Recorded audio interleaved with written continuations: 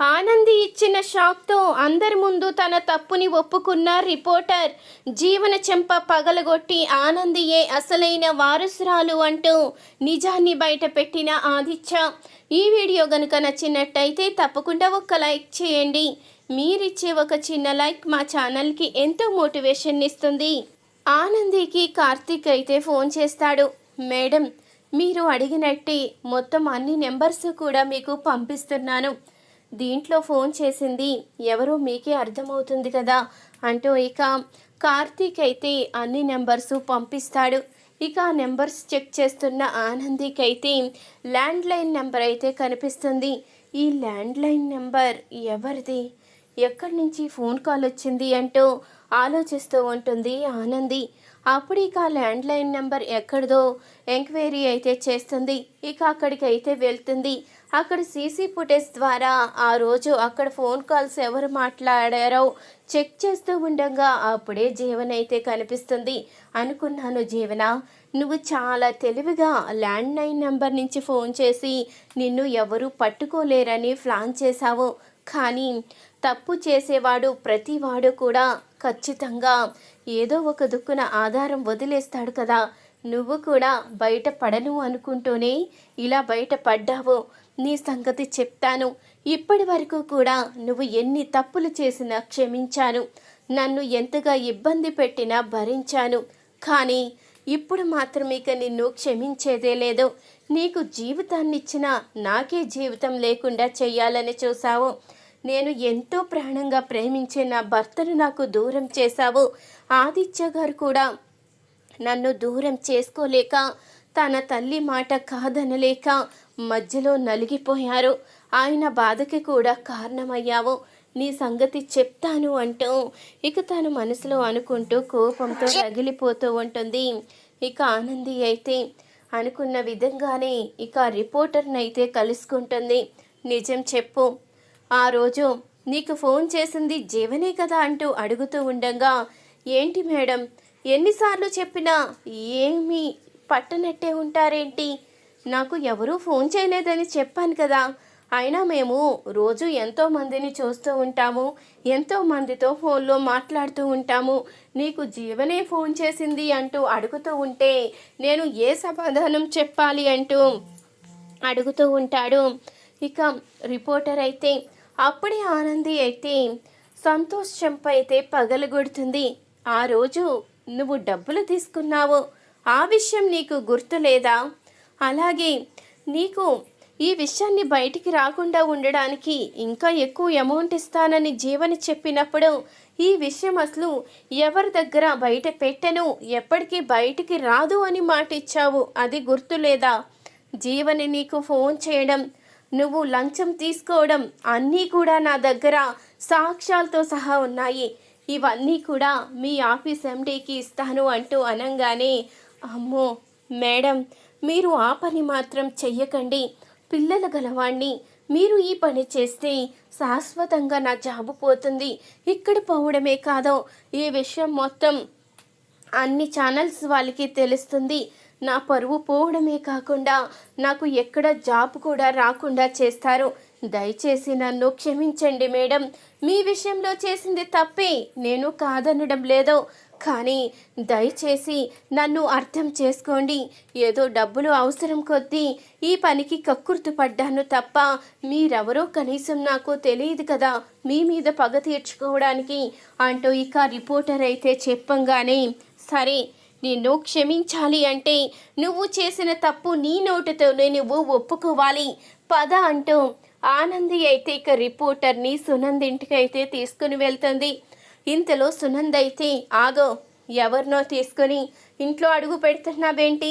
నీకు ఇంటికి సంబంధం ఏంటి అంటూ సునంద్ అయితే అడుగుతూ ఉంటుంది.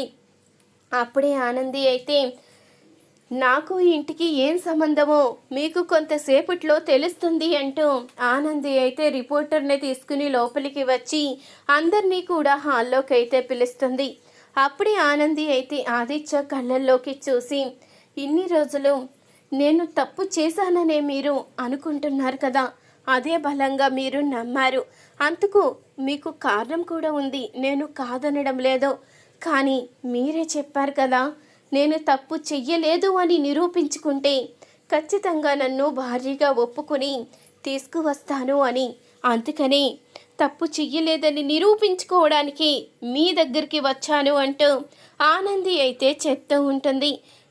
తప్పు చెయ్యలేదని నిరూపించుకోవడానికి నీ దగ్గర ఏం సాక్ష్యాలున్నాయి అంటూ ఆదిత్య అడిగేసరికి అప్పుడే ఆనంది అయితే తన దగ్గరున్న సాక్ష్యాలన్నీ బయట పెడుతుంది. ఇక రిపోర్టర్ అయితే అందరికీ క్షమాపణ చెప్పి నన్ను క్షమించండి, కేవలం డబ్బుల కోసమే కక్కుర్తి పని చేశాను, జీవన మేడం డబ్బులు ఇస్తాను, అసలు ఈ విషయాన్ని బయటికి రావద్దని నాతో చెప్పారు కాబట్టి నేను ఈ పని చేశాను, నన్ను క్షమించండి అంటూ ఇక రిపోర్టర్ అయితే అందరికీ క్షమాపణ చెప్పి నిజాన్ని అయితే బయట పెట్టేస్తాడు.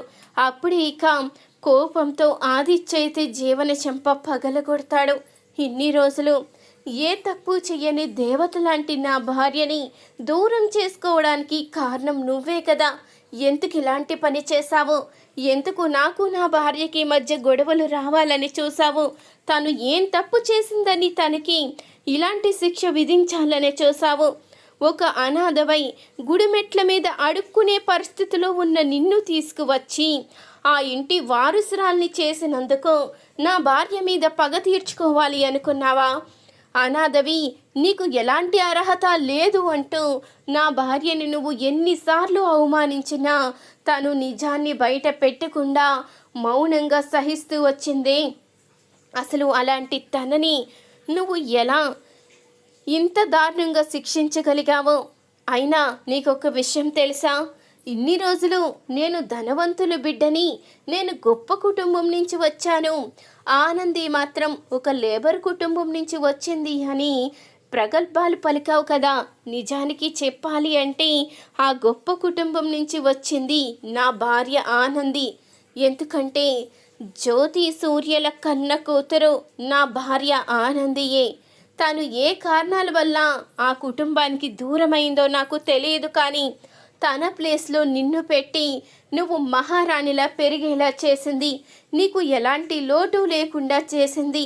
తను మాత్రం పస్తులుంటూ ఎవరు ఎన్ని మాటలన్నా అవమానం పడుతూ తను మాత్రం తన తల్లి తండ్రికి అన్ని విధాలుగా సహాయం చేస్తూ ఎన్నో రకాలుగా అందరికీ కూడా ఉపయోగపడుతూనే వచ్చింది.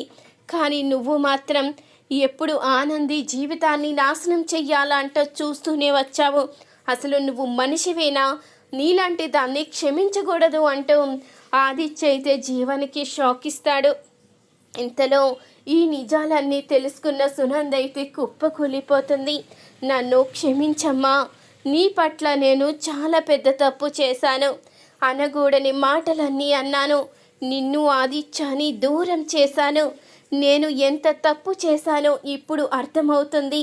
నేను అహంకారంగా ప్రవర్తించాను, నా మాటే ముందుండాలి అన్న గర్వంగా నిన్ను ఎప్పటికప్పుడే ఏదోటి అంటూ నిన్ను బాధ పెడుతూనే వచ్చాను, నన్ను క్షమించు, క్షమించమని అర్హత కూడా కోల్పోయాను అంటూ సునంద అయితే ఇక ఎంతగానో బాధపడుతూ కుమిలిపోతూ ఉంటుంది.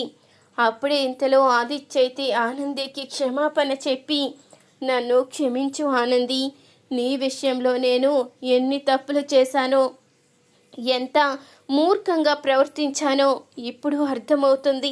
అసలు నేను నిన్ను అపార్థం చేసుకుని ఎంత దారుణంగా బాధ పెట్టానో తలుచుకుంటూ ఉంటేనే అసలు నేను ఒక మనిషినేనా అన్న అనుమానం కూడా వస్తుంది. నిన్ను ఎంతగానో ప్రేమించాను, నువ్వు లేనిదే నా జీవితం లేదని అనుకున్నాను. అలాగే నువ్వు కూడా నన్ను ఎంతగానో ప్రేమించావు, కానీ నువ్వు ప్రతి విషయంలో నాకు సపోర్ట్గా నిలబడుతూనే ఉన్నావు. నేను మాత్రం ఒక భర్తగా ఓడిపోయాను. నా భార్య ఏ తప్పు చేయలేదని నిరూపించుకోవడం మానేసి మమ్మీ మాట కాదనలేక నిన్ను బయటికి గెంటేసినా ఏమీ మాట్లాడకుండా మౌనంగా ఉండిపోయాను. నన్ను క్షమించు ఆనంది, నీలాంటి భార్యని దూరం చేసుకోవడం చాలా దురదృష్టం. కానీ ఆ దేవుడు ఇప్పటికైనా నా కళ్ళు తెరిపించాడు. నువ్వు నిజ నిజాలు బయట పెట్టేలా చేసి నేను చేసిన తప్పు నాకు తెలిసేలా చేశాడు అంటూ ఆదిత్య ఇక ఆనందిని దగ్గరికి తీసుకుంటాడు. ఈ వీడియో కనుక నచ్చినట్టయితే తప్పకుండా ఒక లైక్ చేయండి. మీరిచ్చే ఒక చిన్న లైక్ మా ఛానల్కి ఎంతో మోటివేషన్ ఇస్తుంది.